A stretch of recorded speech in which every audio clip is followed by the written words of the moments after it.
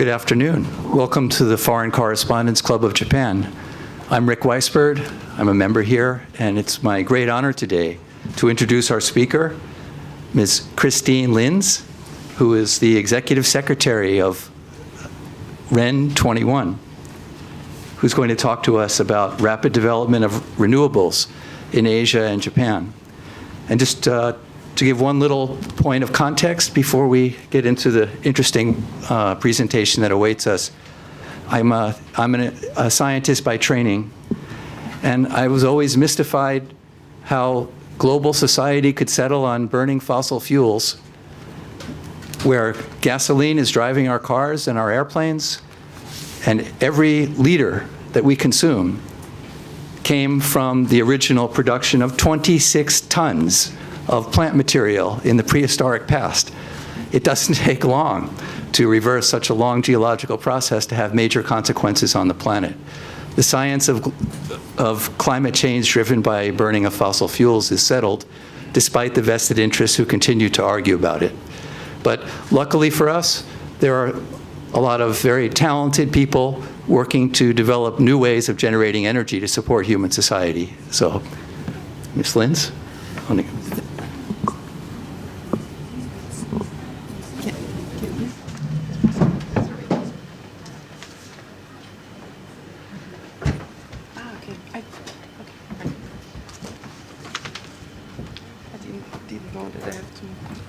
Very good. Thank you very much. Thank you very much, Richard, for this introduction. Good afternoon, ladies and gentlemen. I thought that it's easier for me to stand up like this. You can see me better, and I don't risk to fall asleep, which anyway I don't think I will do, with the passionate subject that I have today to share with you. I will talk about the status of renewable energy globally, with a focus on Asia and Japan. I will keep my presentation to about maximum 20 minutes so that we have ample time for questions from your side as we move along.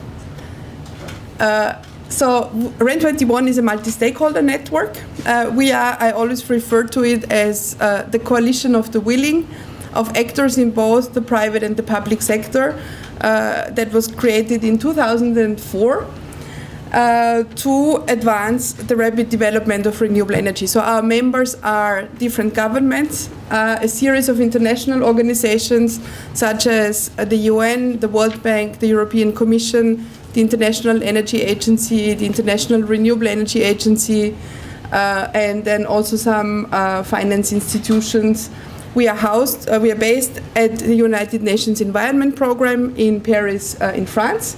But we also unite a series of NGOs and industry associations, and I'm very proud to thank our member, the Renewable Energy Institute, for organizing my visit here in Japan, and for being such a good partner throughout all these years when it comes to aggregating and spreading the message about renewable energy in the world. We have an annual flagship publication that is called the Renewables Global Status Report. It's an annual report that we produce since 2005, based on information from about 800 experts from all around the world, describing the industry, market, technology, but also investment trends in renewable energy. That not only focuses on the supply side, which of course is the majority of our work, but also contains information about the demand side, and actually focuses on the linkage of policies between renewable energy and energy efficiency. And this year's report, we have a particular feature which is specifically talking about how countries can integrate high shares of variable renewables, because very often still the opinion in the minds of utilities and some governments is that in order to have a reliable energy supply, there needs to be base load in the system. So 2016, in a nutshell, was a year where investors were able to get more renewable energy capacity for less money. we have in the world by now 176 countries with renewable energy targets, and different policy frameworks. I come to those in a minute. There was a record new capacity of 161 gigawatt of renewable capacity installed in 2016, which represents an increase by almost 9% compared to the previous year. And it was the 5th consecutive year in history that investment in new renewable power capacity was roughly double the investment in fossil fuels globally, with about $250 billion invested in this sector.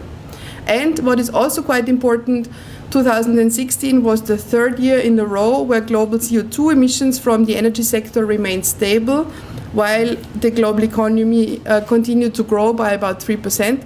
So what we see is a decoupling of economic growth and energy consumption, and this is mainly due to investments in energy efficiency and renewable energy.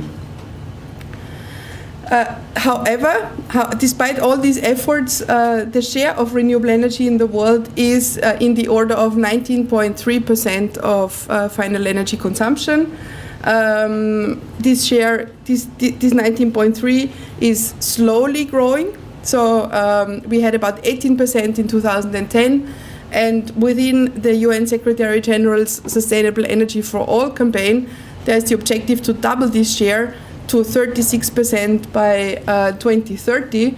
So the progress is slow on the one hand because energy demand globally is still continuing to increase, and on the other hand because, and this we're going to see, the main progress that we make so far in renewable energy is in the electricity sector, and the electricity only counts for a small share of final energy consumption.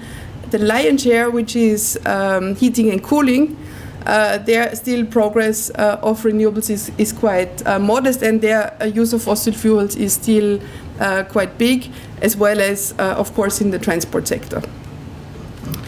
So what we do in our reports, we know that people are competitive, not only in tennis or football or whatever sport you adhere to. We are always listing the champions in the different areas, and there on this chart you see that Japan is represented. When it comes to investment in renewable power and fuels, in total amounts, Japan is ranked number 4 in 2016, China, the United States, United Kingdom, and then Japan and Germany. Also, Japan has the 5th largest geothermal power capacity additions, and the 3rd place in terms of solar PV additions. What you see on this chart is that very often you see China listed in the pole position, and that is really, China has about a decade ago decided to go renewables and has put in place a renewable energy law, and that entered into force in 2005, and then within about a decade it not only became the industry leader in most areas, but also we are going to see later on in terms of installed capacities, it has really made quite active progress. What is also interesting to see is the second line, and that is investment in power and fuels capacity per unit GDP. And there we see that the list reads a lot of emerging economies and developing countries, which is an indication that costs of renewable technologies have come down significantly, so that these countries that are in need for additional energy capacity are really investing in renewables. So when we now look at the power sector, we have about 30% of the world's power generating capacity coming from renewables, and about 24% of global electricity demand is covered with renewables. By now, China is home to 1/4 of the world's renewable power capacity. So, and that's what I mean. the progress that we have seen in the last decade is mainly happening in the power sector, where renewables are really playing quite an important role. When it comes to heating and cooling, however, there the share of modern renewables is only about 9%, and that is on the one hand due to relatively low fossil fuel prices, but also due to lack of policy support in this area. It's much more decentralized and requests much more individual investment decisions. When it comes to transport, liquid biofuels provide around 4% of world road transport fuels. We have some developments in biogas, and we also see, of course, that electrification in the transport sector is happening and has really the potential to create new markets for renewable energy. And is also a nice complement to the development in the power sector, because these electric vehicles can be used as storage facilities and can then well be integrated with high shares of variable renewable energy. So when it comes to policies, I've mentioned it before, 176 countries by now have targets. We have 126 countries with policies in the power sector, much less 68 in the field of transport, and just 21 in the field of heating and cooling. The policy developments in Japan in 2016, as you might be aware, was that Japan has reduced its solar feed-in tariff by about 11%, and also announced a schedule for the solar tender system, which was introduced this year. So there are effectively some changes in the policy landscape. And what we see is that these tender systems are all around the world are becoming more and more used. So we have by now 34 countries that use renewable energy auctions and tenders. Always an important argument for policymakers is jobs. The renewable sector worldwide creates about employs about 9.8 million people. They are not equally spread all around the world, but we clearly see that countries with strong policy frameworks and a strong focus on this sector are the ones benefiting most in terms of jobs. And we also see that there are quite many jobs in the solar industry. When it comes to investment, I mentioned before there was could be more capacity installed for less investment. So we had actually compared in 2016 a reduction in investment compared to 2015, and still we had a record increase in renewable capacity. What is also interesting, you see these bars. You have a yellow bar and the orange brown bar. These are the shares of the industrialized countries. That's the yellow bar. And the brown-orange one are the emerging economies and the developing countries. In 2015, for the first time, these developing countries overtook the industrialized countries. And in 2016, it was again more or less at the same level. This investment is not spread homogeneously among the different continents. You see the different regions with different development. Renewable energy investment in Japan fell 56% in 2016 to 14.4 billion. And the reduction resulted largely from grid access difficulties and from a shift in policy from the generous feed-in tariffs to tendering. And investment in small-scale capacity fell 69% to its lowest levels since 2011. Next one.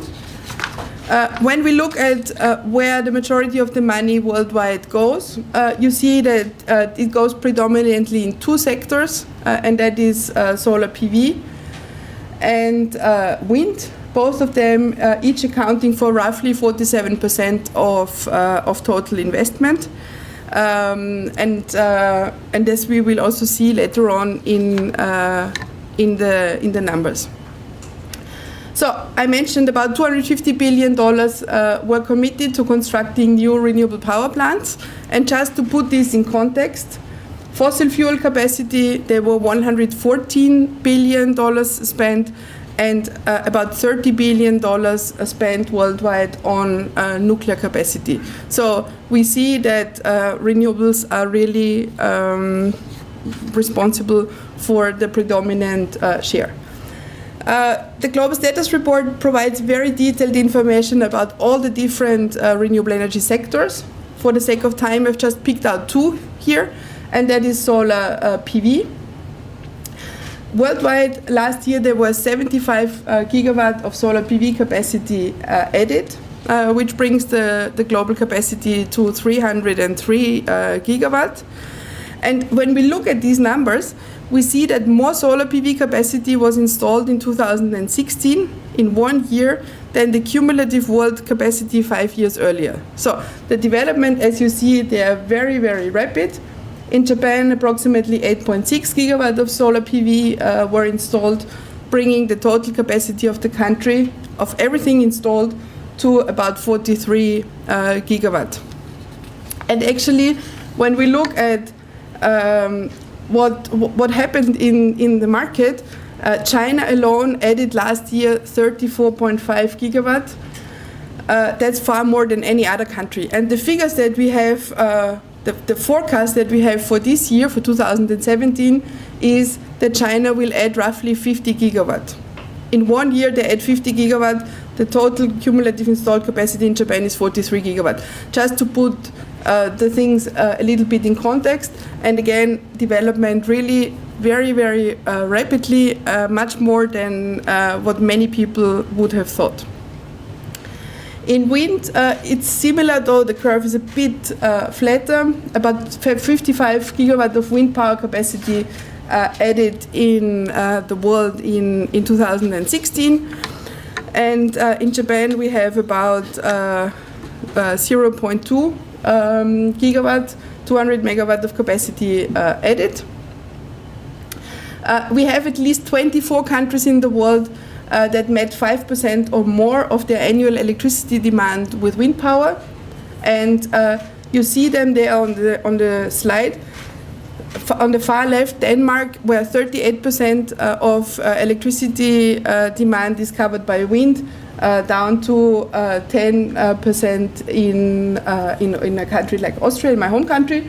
And wind nowadays generates enough capacity to meet 4% of total electricity consumption.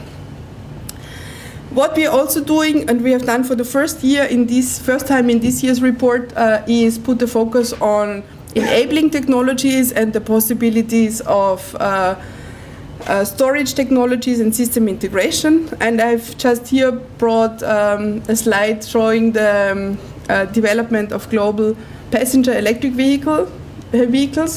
So we have now about more than 2 million electric vehicles on the streets, and last year the global sales of EVs reached 775,000 units. We see that this is increasing rapidly. However, we also see that there is still limited linkage of policies focusing on promoting electric mobility and renewable energy, things that are slowly coming. But we also see that in the field of transport, which of course is very difficult to decarbonize, we see announcements, quite ambitious announcements of many countries in the world. India, for example, has announced that it will only have electric cars by 2030. I'm currently based in Paris, and the city of Paris has just announced that they will ban all combustion cars after 2030, so there should only be electric vehicles on the road. It's definitely something that needs to be watched, and I think it's also a great opportunity, of course, for Japan, be it on the vehicle side or be it on the storage side, to effectively get involved in the development. Just the next one. So you can do the next one. In conclusion, the outlook or the status of renewable energy is quite encouraging. We see record installed capacities. However, when we look at overall progress we make to decarbonize the energy sector, and in order to reach the Paris Agreement, this progress is not fast enough. And that I refer to it. The progress we are making is mainly in the field of electricity, but when it comes to heating and cooling and to transport, we are still lagging behind. And it's very important that the governments that have all committed to the Paris Agreement are really consistent in their policies throughout the spectrum. And so the reaching of the Paris Agreement for the energy sector means nothing else than a decarbonization of the sector, and this means that fossil fuels need to be left in the ground, and that more focus is put on dispatchable renewable energy and flexibility options. I think that we much more have to focus on options to couple, link different sectors, meaning electricity, heating, cooling, and transport, to focus on system approaches and use more of enabling technologies such as storage and electric vehicles. So with this, I thank you for your attention, and I'm at your disposal for any questions you might have.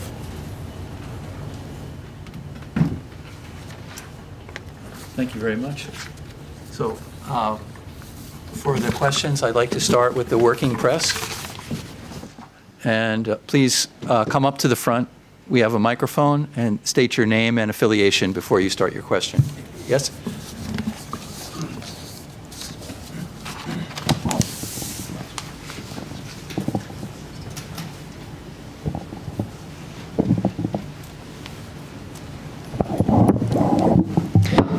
Hi, my name is Chris, and I'm from Bloomberg.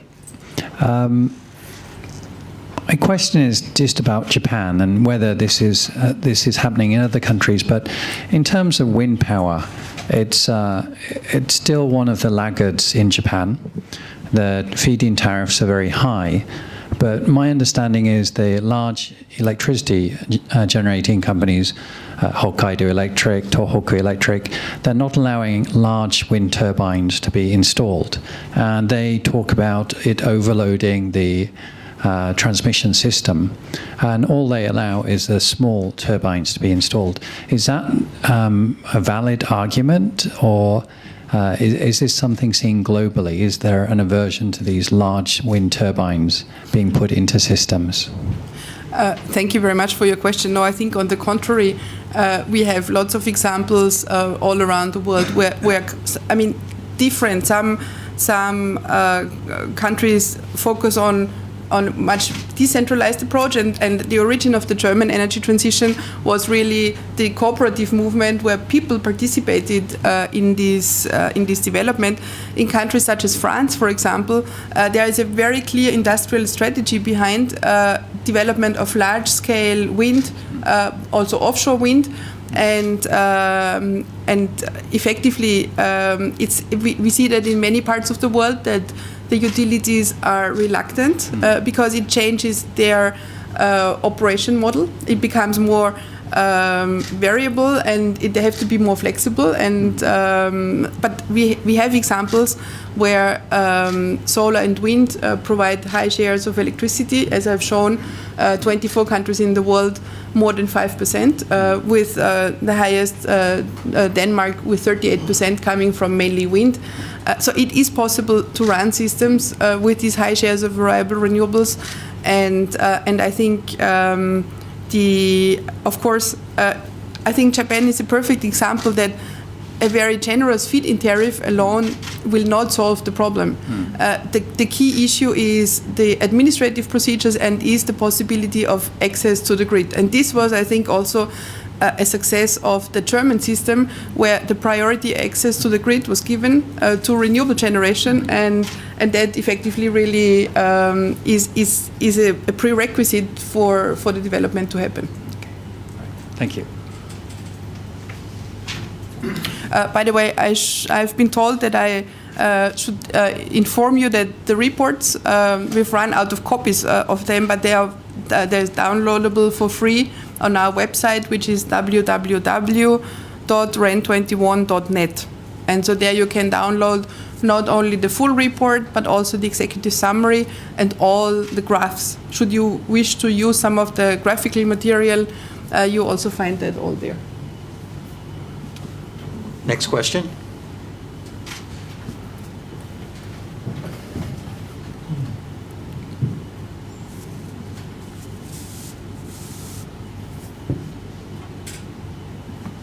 Not the press. Okay.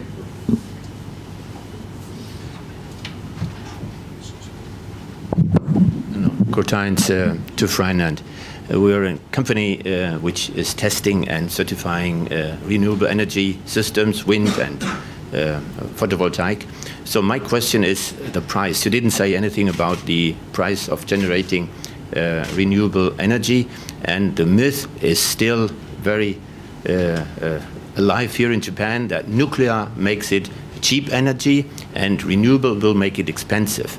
So latest data show that renewable is cheaper than generating by coal or by nuclear. But what is the truth? And where will the price system end up finally? So nuclear will get more and more expensive and renewable less expensive. And this is what really convinces people and the politicians to use renewable because it's less expensive. Yeah, thank you very much for your question. Indeed, it's always a bit difficult to give exact prices because the prices depend effectively on the location, the siting, but we have in the report an overview, a range, so to say, of different prices. But what we see, I think the fact that what we see last year, that less investment resulted in a record capacity of 161 gigawatts shows that prices have come down. We also see when we, on a global scale, that there's much more invested in the renewables field than it is in fossil fuels or nuclear. And also when we see that a lot of developing countries and emerging economies are focusing on renewables, that is the indication they do this because these technologies are in the long run, cheaper technologies. And also, what we see in the course of the last couple of years is effectively that more and more companies commit to 100% renewables. So we had yesterday a seminar here organized together with the Carbon Disclosure Project, focusing on renewable energy as good for the corporate sector. We have globally a movement which is called RE100, where big companies from all around the world are committing to 100% renewable energy targets. And the first time we have really seen this was around the COP21 in Paris, where really renewables became a central element or the central solution to decarbonize the energy sector. And when companies that are not at all working in energy, companies such as Walmart, the biggest retail company in the US, or Facebook or Google or IKEA are committing to 100% renewables. They do this partly, of course, out of corporate social responsibility reasons, but they mainly do this because it makes a lot of economic sense. And also, Romain, if you could go back to the, I have one slide which I just left out for the sake of time. It's just at the very end, where it's from Bloomberg, New Energy Finance, where you see that it's a comparison of costs, new versus new. So you see that soon soon solar PV is going to be in Japan. The left one is Japan, is going to be cost competitive with new coal, and not with the existing coal, but with the new built coal power plants. That's very new data coming out of Bloomberg New Energy Finance. So we are really in the process of a quick shift in paradigm, and However, what you also see on this chart, if you compare, and that talks about current prices, if you compare prices for onshore wind, for example, in Japan, with those in a country such as India, you see that we are roughly at the double price. So we are still with very high prices here, and probably the change in system that is ongoing away from the feed-in tariffs to the auctions will also be one possibility of bringing these prices down.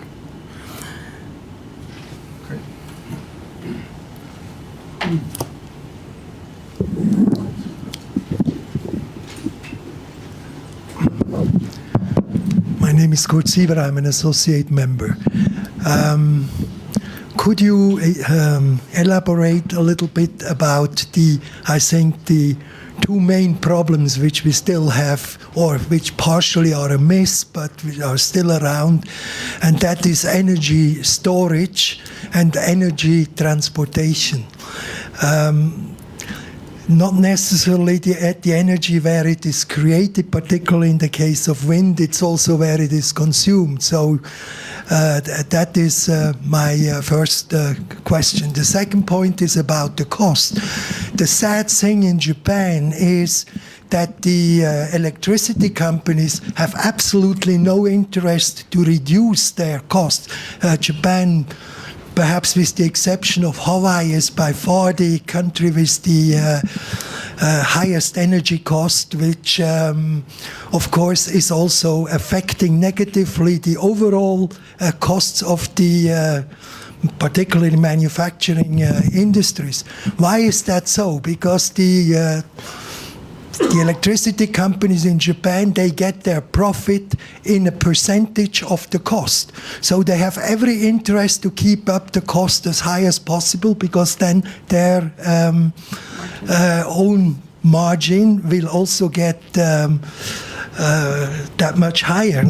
Of course, the myth that nuclear energy is the cheapest one is gradually disappearing, and I think also in Japan the population as a whole is still strongly anti-nuclear, and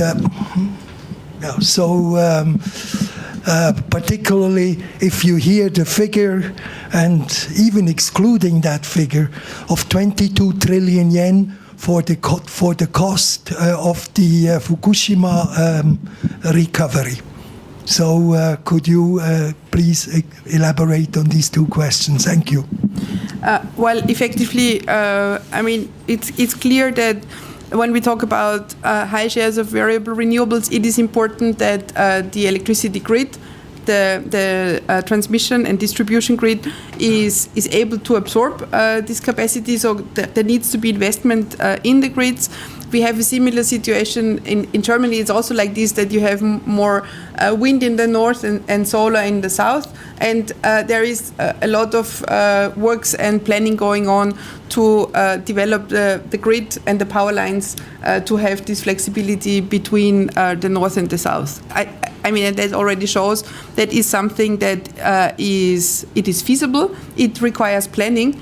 And earlier this morning, I had a meeting with Meti, and there was it was with the renewable energy, with the Director General for Renewable Energy. So there was quite a lot of appetite to develop renewables. But my recommendation for this is really, it needs a long-term strategy, because we see all around the world that countries that have put in place long-term objectives and have defined a strategy on how they want to develop renewables, and then develop grid expansion plan and plan all these investments, are the ones that are really successful in this direction.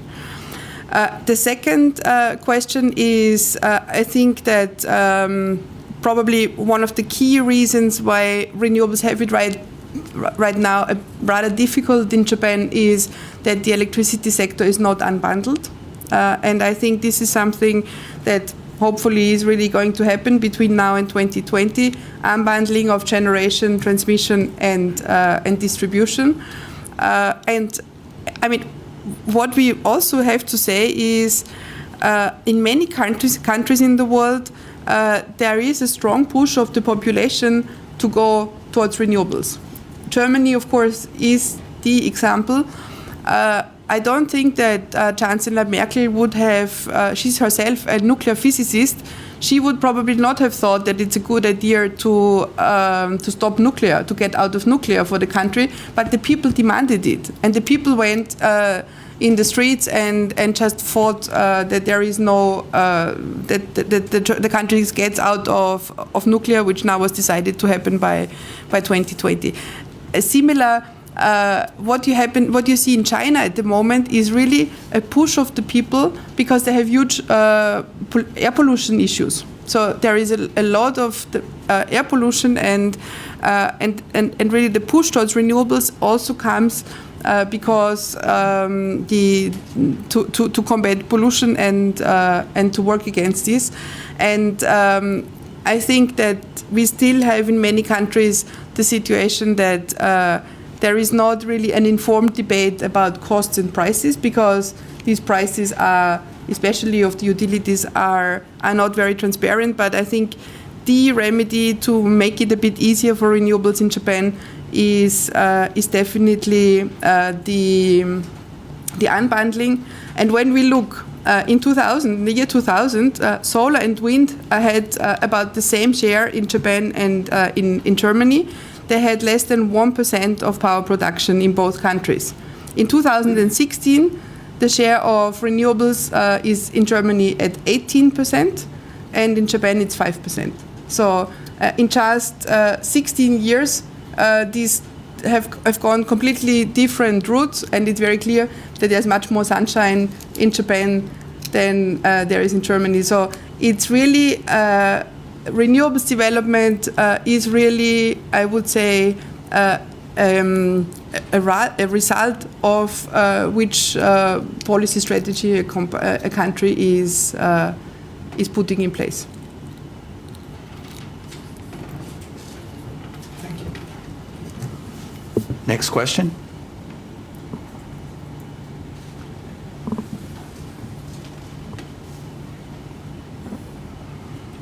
Yeah, in connection with renewables, I would like to touch hydrogen. So Japan, you probably heard, and Toyota in particular, seems to encourage the government to put its joker on hydrogen economy, whereas we do not have this discussion in Europe or in America. So what is the driving force behind this movement in Japan? They do not have the renewables to generate hydrogen. Will they probably use nuclear again to produce hydrogen and then makes it more acceptable as a energy form? Thank you. Well, of course, I can't tell you exactly what the Japanese government has in mind when they promote hydrogen. I can just tell you, before I joined REN 21, I was for 10 years working in Brussels. And there, back in around 2003, 2004, there was a lot of discussion in Europe about hydrogen. Hydrogen is an energy carrier, so it is not green or gray or clean or dirty. It depends on the energy carrier with which you effectively produce it. There are some countries arguing that it is a good option for storage. There is some research going on. However, we don't really see a big breakthrough in hydrogen. I have not seen a lot of development in the last decade in this area. There was attempts, of course, to use it as a fuel for cars. Effectively, what is then needed there, which I think is one of the reasons why it has difficulty to develop, you need a whole infrastructure that needs to be built up, and for example, for electric cars, that is much easier because the electric grid is already there. You don't need to have develop a new infrastructure there. So I cannot tell you, and I can understand that the government cannot bet just on one horse, but has to put its cards in different technologies. But the global trends we see so far, especially when it comes to mobility, is that there's a big push for electric mobility, which also, by integrating the electric vehicles with the electricity sector, has certain benefits in case the system is more flexible, has benefits for using then these electric vehicles as storage facilities in the system. I have a question. So these days I'm a little ashamed to say that I grew up in the United States, although I've lived here for many years because of what's going on in the U.S. government these days. It seems to me that rational decision-making is gone, and we now have powerful vested interests being able to exert their influence in rolling back regulations. So since you have a wide network, including many organizations and experts in the United States, what are you hearing? We're only 9 months into the new administration. It seems that the economic drivers might continue to promote the development of renewables, but are there changes happening at the government level which are impeding the deployment of renewable technology in the United States? Well, effectively, I think what's happening on the federal level in the U.S. When it comes to climate is really a sad story. Just to put it like this. However, when President Trump announced that the U.S. will pull out of the Paris Agreement, that what we have seen is that led really to the commitment of many other nations saying we stick to this. This is an agreement that was negotiated. We will not get out of this. We had a strong statements from the European Union, from India, from China. So what we see is that I think the world leaders are in the G20 or are united, but except of one. So we see a very strong commitment to stick to this agreement. Second, it's an international treaty, so it's not something that will happen from one day to the other. That the US can really get out of it, and so there is hope that democracy will speak again, and maybe you have a new president by the time you're getting out of the agreement is really through, and that this decision then might be changed. And what we do see is that many states in the US are clearly going against the president. So we have very strong statements from California, Governor Brown being very, very outspoken. He has just called for a global climate action summit in September next year, where he really will bring world leaders together to say there is the opinion of the president, but there is lots of things happening in the states of the U.S.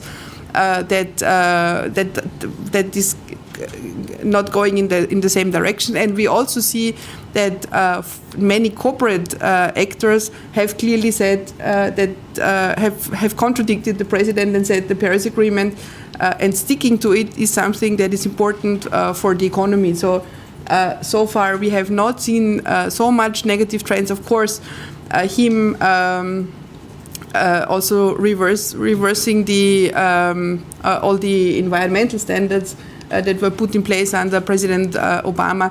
It's quite difficult. But I think if this decision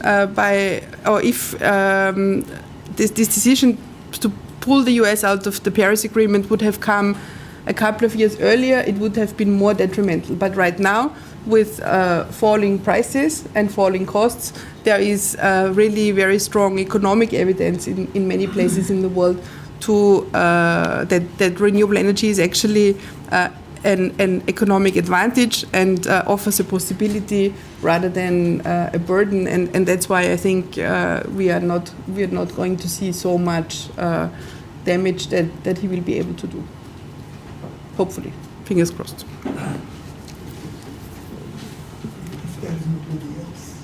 Anybody else? Okay, Kurt?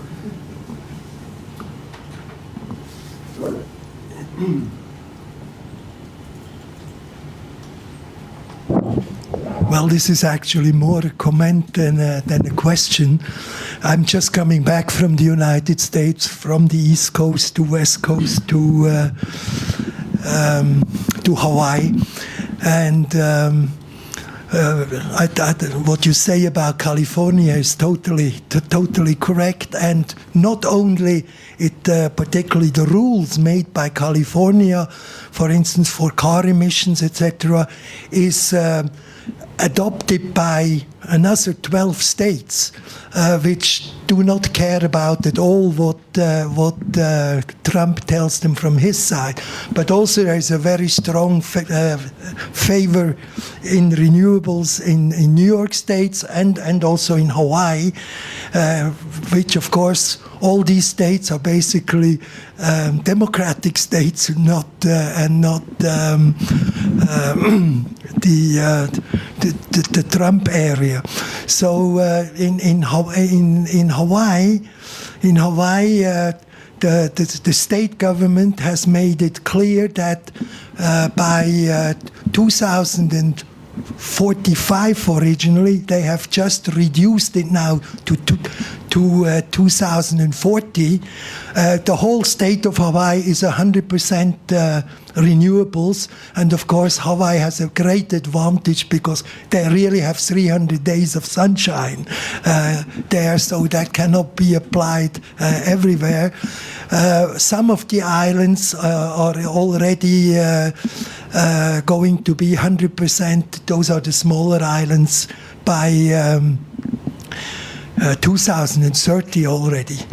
And finally, I'd like to give a positive story about Japan. My golf course in Karizawa for 2 years ago has been converted into a solar mountain. And well, they're not all made yet, but out of the 18 holes, 15 holes will ultimately be all solar panels. Thank you. I think we have time for one more question. Any more questions? Okay, so would you like to make any closing remark? No, I would maybe, in addition to the discussion about the status of renewable energy, I would like to also bring another publication to your attention, which is the Renewables Global Futures Report.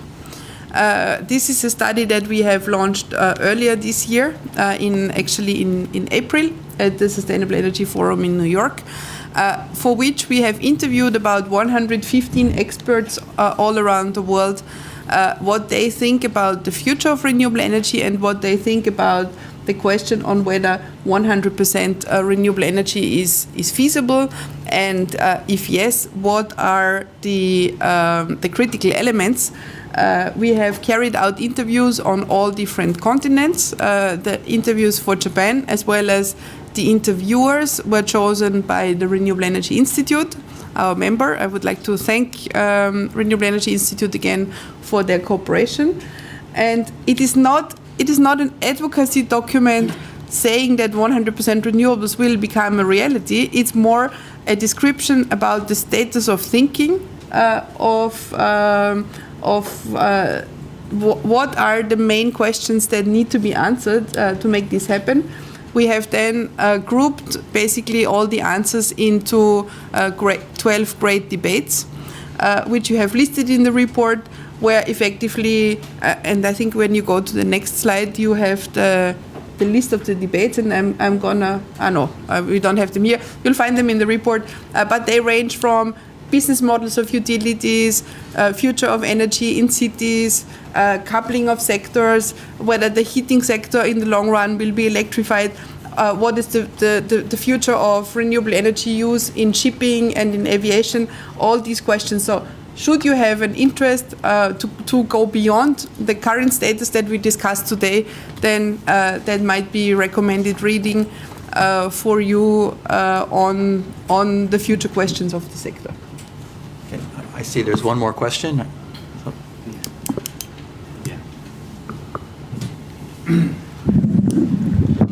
Yeah, Heinz again. I would like to exemplify cheap coal, which is used in Germany and keeps the renewables at a certain distance. So Germany does promote renewable energy and it's a good example, but at the same time, the coal industry and the coal burning generation is a cheap source of energy, and they load the system, the distribution system, and in effect, the wind turbines are very often shut down, so it's not a lack of wind that they are standing. Still, it's the system which is loaded. So what can your organization do to convince these hardliners, the coal hardliners, and it's not only Germany, to reduce their influence and get renewables, which are cheaper basically, but coal and the whole subsidies, etc., make it still cheaper than the renewables presently, and there is no limit visible in next maybe 10 or 20 years. Yeah. So this is the problem: renewable versus coal, which we see and which is difficult to overcome. Thank you very much for the question. Yeah, effectively, I think it is important that, and we are trying to clearly address this, that baseload, as we know it, be it nuclear, be it coal, and high shares of renewables are not compatible. So these are two different systems that are renewables require flexibility, and then also matching of demand and supply and use of smart grids, etc., that is not compatible with large-scale centralized baseload power such as provided by coal and nuclear. I think, of course, the switch is a difficult one, and I think we have to be clear in the debate also that we will not only have winners, we will have winners on the renewable side, but we will have losers on the other side, on the coal side. And in Germany, they are actually starting discussions about social measures also to support the loss of jobs in these different, particularly in the coal sector, because I think we have to be very clear when we are mainly talking about the job gains in the renewable sector, but there will also be losers on the fossil fuel side, and there needs to be concepts developed on how this transition can happen in a socially acceptable way. But then also, I think what is very important is governments have to be reminded of their Paris commitments, of their Paris goals, and they can only be reached if the energy sector is decarbonized. Germany, in that sense, is a good example that they have agreed already now to have at least 60% of final energy coming from renewables by 2050 and at least 80% in the electricity sector. So there are long-term strategies, and this is what countries really have to be held accountable for, to develop these strategies, because it's clear that also investments that we take today will put the cursor on in which direction the energy system is developing, and these investments are always long-term, so it will not go from one day to the other.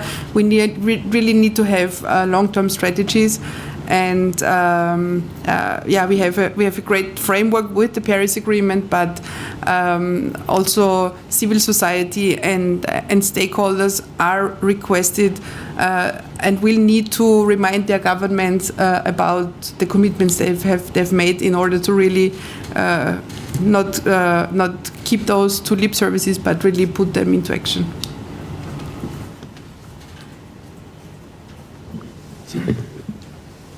Thank you very much for sharing a status report on the progress of the renewables industry. Thank you for a lively discussion.